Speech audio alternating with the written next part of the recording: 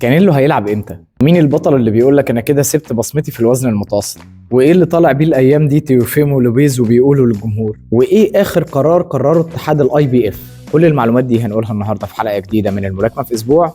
يلا بينا نبدا حلقتنا.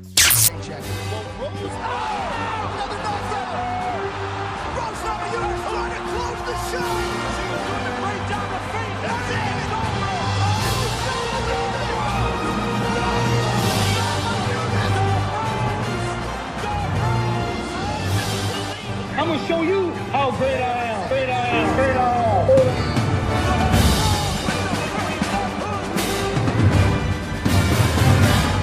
اول اخبارنا النهارده مع كانيلو الفاريس اللي بيتوجه للسعوديه علشان يبدا يحضر لماتشه الجاي يوم 3 مايو ضد سكال، والماتش ده هيكون على لقب الاندسبيوتد، يعني بطل العالم بلا منازع.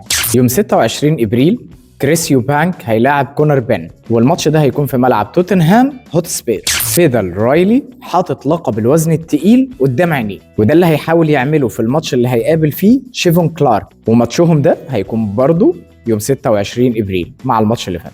من قريب اتكلم تيوفيمو لوبيز مع مايك كوبينجر واتكلم عن انتقاله لوزن الويلتر، انه بيتوقع ان هو هيقابل ريان جارسيا وديفين هاني في ماتشاته القريبه اللي جايه. قرار جديد لاتحاد الاي بي اف وهو اقامه مباراه اقصائيه الزاميه في الوزن الثقيل، ودي المباراه اللي هتجمع ما بين البطلين فرانك سانشيز وفيليب هيرجوفيتش، واللي هيكسب ما بينهم هيبقى هو المنافس الالزامي لدانيال دوبو، وكل الكلام ده هيتم تحديده يوم 22 ابريل.